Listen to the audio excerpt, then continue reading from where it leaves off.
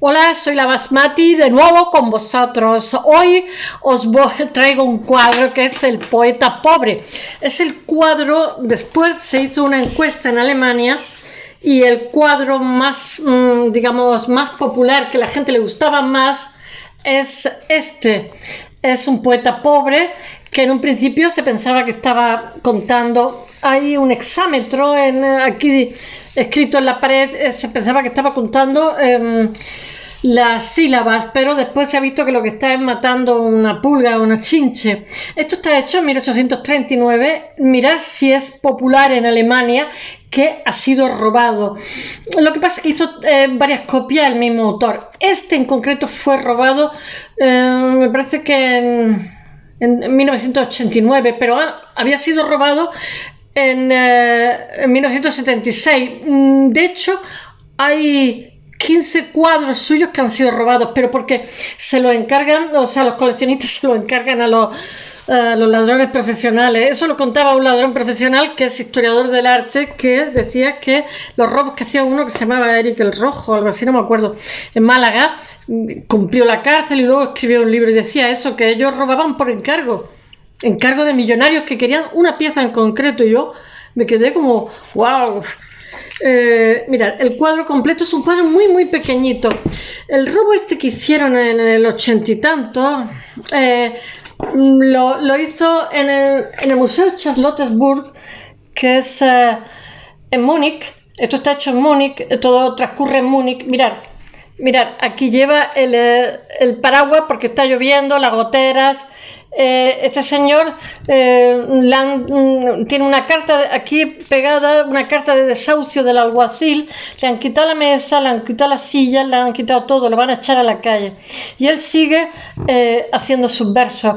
No necesariamente, aquí está la chimenea.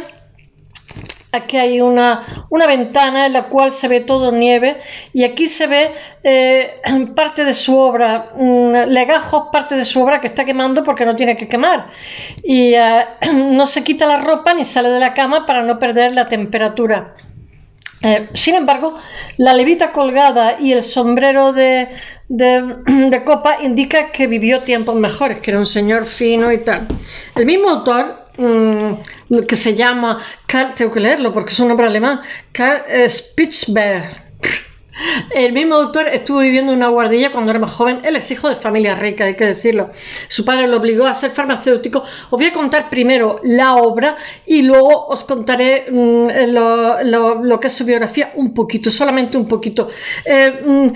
Primero, eje sincrónico diacrónico, que es, estamos en la época, tiene un nombre en alemán que no me acuerdo porque es complicado para quien no sepa alemán, claro. Estamos en la época de Luis I, entonces estamos en Múnich, que dicen ellos, y está haciendo reformas a la ciudad, y entonces está quitando callejuelas para hacer avenidas grandes, construye una pinacoteca, un palacio real o un teatro nacional, no sé, construye montones de cosas, y las construye sin pedir permiso a los súbditos. De hecho, cuando hay una revolución en 1835, le dice que se acabó llamarse ciudadanos. A los funcionarios se llamaban súbditos a partir de entonces, restringió libertades, pero el hecho real es que hizo una reforma muy importante. Múnich es un lugar, artísticamente es católico, es la zona más alegre y más extrovertida de Alemania, lo sigue siendo, son distintos, entonces son gente más feliz. Y qué tonterías digo, pero eso sí, o sea, en Alemania, como en todos sitios, hay una zona donde son más extrovertidos y otros más introvertidos, y esta es la zona donde son más extrovertidos. ¿Cómo se llama? La fiesta de las cervezas de ellos, en fin, los católicos son más alegres que los protestantes, no por decir nada, y entonces en Múnich siempre hay inquietud artística. De hecho, después pero varios movimientos artísticos de vanguardia y tal se forma, el jinete rojo, etcétera, se forma en Múnich. Es muy interesante. Bueno, ¿por dónde iba yo? Así, de la descripción, pues mira, aquí está el sombrero de copa de una época que vivió tiempos mejores. Aquí está su obra, que la está quemando. Mirad, en aquella época en Múnich se han hecho estudios y está con la pluma aquí, está cavilando que escribe, que no escribe. Y esto es un dibujo que se conserva del propio autor, que hizo una obra y hizo 2 copias más. Entonces, pues, por lo visto se la puso en la pared, tiene como... Mirad, esta obra de este señor le ha pasado de todo, aparte que son las preferidas por los alemanes, las más populares después de la Mona Lisa. Pues me parece que en 2012 se encontró una obra suya en un silo de estos de los alemanes, de los nazis, que encontraron unas minas de sal o no sé qué, que estaba todo llena como un almacén de obras de arte, y entonces había obra de él. Después, 15 obras suyas han desaparecido y no se encuentran. Después, esta obra, de las 3 copias, esta en concreto que os estoy contando, está también robada y también ha desaparecido. Bueno, en fin, pero algunas veces ser tan popular, ser tan querido, es también como una desgracia, porque parece que te roban por todos sitios. Bueno, eso nos pasaba en Bellas Artes, en Altea. Espero que no me odien, que espero que no me vea ninguno. Pues sufríamos robos. Yo he tenido unas carpetas inmensas de dibujos y una cantidad de cosas, y después llegamos a la conclusión, no quiero decir quién, pero que los que hacían bien unas cosas pues se los robaban, para que otros, pues sin trabajar, podían tener todos los años exposiciones, etcétera, etcétera. Robaban esculturas, robaban dibujos, pero solamente robaban los buenos.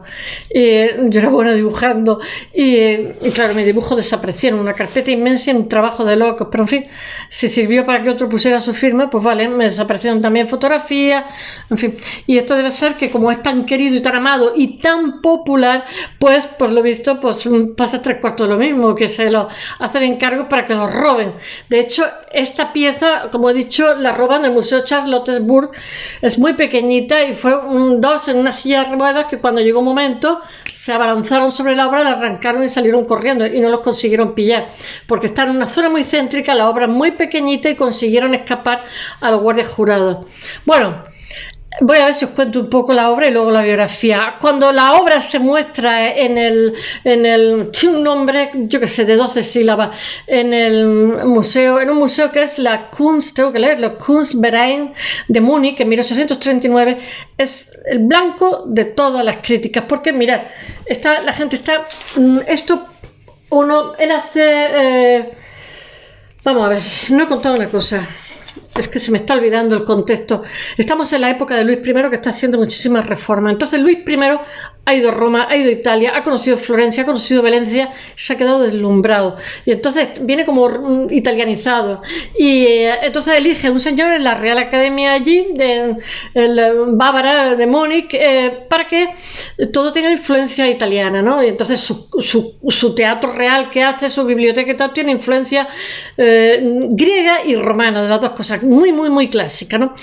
Y este señor, Cornelius, se llamaba, presidente de la Real Academia. Claro, nuestro pintor, que se llama Karl Spitzberg, tengo que mirar los nombres alemán porque son horrorosos de difíciles, Spitzberg, no es Spielberg, Spitzberg, pues no sé, nuestro pintor, su padre, que es rico, lo obliga a estudiar farmacia, tiene una enfermedad muy fuerte, no se especifica cuál, y larga, y entonces él, digamos, mata el tiempo que tiene que hacer reposo. Me imagino que sería algo de tuberculosis, algo así, que no había antibiótico. Mata el tiempo yendo a al museo, y haciendo copias de los diferentes clásicos como holandés, etcétera. Y porque tenía muchísima afición a la dibujo, a la pintura. Entonces, una de las cosas que dicen, él es un romántico, estamos en la época romántica, es que este cuadro, que es su primer cuadro importante, después de hacer mucho más, tiene defectos técnicos, pero también hay una duda ahí, porque los románticos hacían esos defectos técnicos adrede, no eran cosas involuntarias, etcétera. Y entonces cabe la duda de si esto realmente es por una carencia de conocimiento, porque él no tiene maestro, él simplemente aprende, como son tan trabajadores esta gente, estos alemanes, aprende yendo al museo y haciendo copiaditos. Y como tiene dinero en un momento dado, tiene la herencia. Él había ido a la universidad y se había hecho farmacéutico, tenía las titulaciones, pero su afición, su pasión era la pintura. Y cuando recibe la herencia, superada la enfermedad, el padre ha muerto, pues se dedica a pintar, deja de ser farmacéutico, boticario, y se dedica también a viajar. Entonces viaja por los países de alrededor, pues por Bélgica, Holanda, etcétera, etcétera, porque había copiado a los holandeses, pero también depura mucho su estilo, su forma y tal. Viaja a París, viaja a Italia, Venecia, etcétera, y entonces mejora. Bueno, estamos en una época de restauración en Múnich con Luis I, que se hace muchísimas, y de alguna forma el poeta, que un poeta se estuviera muriendo de hambre no era ninguna rareza. Un pintor todavía podía vivir, pero un poeta no, porque no tenían predicamento la escritura en ese momento y en ese lugar.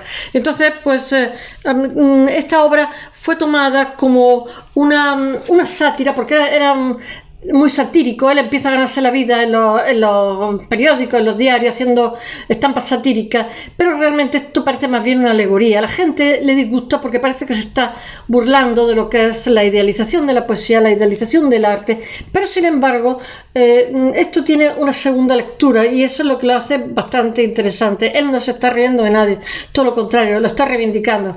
No es el primero que habla del poeta pobre. Bueno, a ver si continúo. La imagen es percibida como un ataque a la poesía y al arte, que está representada por el género de la pintura histórica.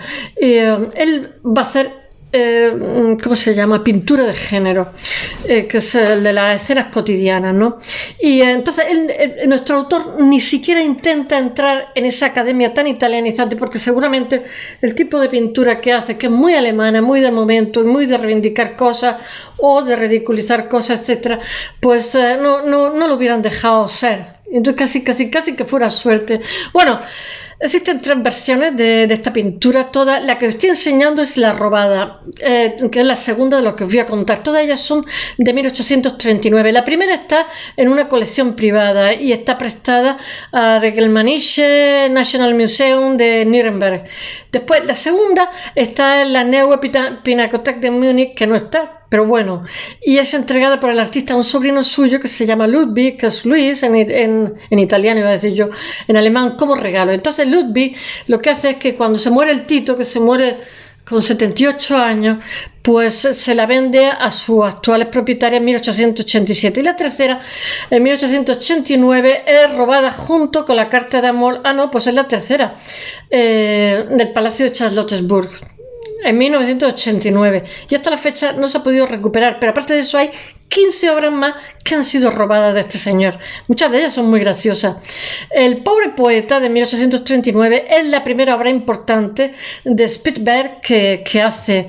Este señor es un romántico que despunta por su humor crítico, humor, yo qué sé, pero satiriza con cariño, no es punzante, ni degradante, ni rebaja a los protagonistas, porque va a hacer sobre muchísimos oficios. Eso es como si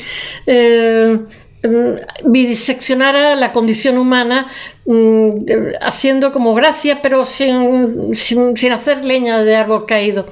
Bueno, el primero en representar al artista pobre, que es el más irónico y crítico de todos los pintores del barroco, es el británico William Howard. Pero también otro que pinta un artista pobre es el que os conté ayer, Turner. También es otro artista pobre. Muchísimos artistas en este momento van a ser artistas pobres. Solo deciros que en este momento que él está haciendo esa especie de dibujo satírico, quizás una alegoría, no lo sabemos, del artista pobre, está escribiendo, o sea, está pintando de la Croix hacia la libertad, agregando al pueblo, no esa idealización, ¿no? Sin embargo, está más funcionando por un tono humorístico, está buscando más una relación de complicidad con el espectador en tono risa. O sea, la obra representa a un poeta en su ático. Él mismo llega a vivir una época en un ático y decía: escribe: por favor, Señor, no permitas que tenga una pesadilla y me despierte a medianoche porque me voy a abrir el cráneo, o sea, me voy a abrir la cabeza. Pero dice él que, sin embargo, estar pegado al cielo, que es una cosa maravillosa, y contemplar la ciudad por arriba también es otra cosa maravillosa. Bueno, el pobre poeta está en su habitación en casa y los detalles revelan pues que está pasando penurias. Mirad, no tiene muebles, solamente tiene un colchón en el suelo. Tiene una sola vela para iluminar, un colchón por cama apoyado en el suelo, el paraguas para contener la gotera, porque el paraguas realmente procede del siglo XVII y era para pobres, para la gente que no tenía un carruaje y para que no mojarse. Pero después, ¿cómo se llama? Luis de Orleans en el 18 empieza a utilizarlo. Y bueno, él decía que no podía salir sin su paraguas, entonces se convierte en algo aristocrático, algo de moda. Bueno, en la estufa apagada hay manuscritos que están haciendo de leña. En aquella época, de cada 5 robos, 4 eran por combustible. Tened en cuenta que en Alemania se puede llegar a poner en 25 grados bajo cero, que eso es frío, ¿eh? O sea, como no tengas una estufa cerca, te mueres. Y bueno, era muy penado. Estamos hablando de Múnich a principios del siglo XIX. Bueno, al principio, estamos en el 30 y tanto. La ventana muestra nieve, pero el poeta es tan pobre que se tiene que quedar en la cama para mantener el calor. Durante mucho tiempo se cree que con sus dedos está contando las sílabas para hacer un hexámetro que tiene escrito en la pared. Pero hoy la interpretación... yo que sé, que estaba aplastando una chincha, estaba chafándola. Karl Spitzberg nace, os voy a contar un poquito su vida, ya contar el cuadro. Tengo que leerlo porque es un nombre de Uten van Venhoven. Madre mía, ¿cómo serían los del pueblo? Uten van Venhovenderos, yo que sé. Alemania, que ver qué chiste más malo hago. El 5 de febrero de 1808, él es pintor y poeta romántico, considerado como uno de los artistas más importantes del periodo Biedermeier. Este periodo Biedermeier es el de la restauración que os he contado de Ludwig, que incluso hoy día la avenida principal de Múnich se llama la Ludwigstrasse. El Strasse es la street de los alemanes. Él es hijo de un rico mercader que le obliga a estudiar farmacia sí o sí. Y entonces él hace farmacia y consigue el título de la universidad. Pero pasa una enfermedad grave que no sabemos exactamente cuál sería, pero le obliga a estar postrado y entonces se dedica a pintar en esa convalecencia tan larga de esa enfermedad. Comienza a pintar de forma autodidacta, realizando copias de los antiguos maestros de la escuela flamenca que hay allí en el museo. Bueno, sus primeras obras realmente son una serie de escenas publicadas satíricas y en 1833 recibe la herencia que le permite dedicarse a lo que le gusta, que es la pintura, y deja de ser farmacéutico.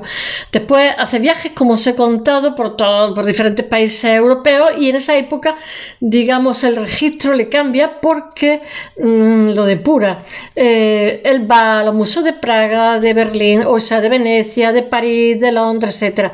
Y va varias ciudades belgas. Durante estos viajes pule y refina su estilo, como he dicho. Entre sus cuadros posteriores cuenta con una numerosa serie de escenas de género humorístico, porque utiliza muchísimo el humor. Él no está idealizando, él está todo lo contrario, está flagelándose a él y a sus conciudadanos. Muchas de sus pinturas representan personas que se caracterizan por una fuerte excentricidad, como el bookworm, que en inglés es bookworm, es ratón de biblioteca, creo. Lola, ya me lo dirás si estoy haciendo una traducción chapucera. En 1850, quizás su obra más famosa es la de El enfermo imaginario, que también la he puesto en el blog, de 1865, que está en la Neue Pinakothek de Múnich. Varios de sus cuadros inspiran una comedia musical en alemán que es Das kleine Hofkonzert de Edmund Nick. Sus últimas, es muy popular en Alemania y entre los niños de los colegios, etc. Sus últimas obras son casi todas retratos humorísticos y excéntricos. Uno de sus aguafuertes, que lo he dicho antes, el playing piano, tocando el piano, es hallado en un botín nazi de una antigua mina que sellaban y que después con el tiempo se han encontrado y bueno, pues se ha mantenido la obra, afortunadamente. Descubierto en el 2012, o sea, hace nada, hace 10 años.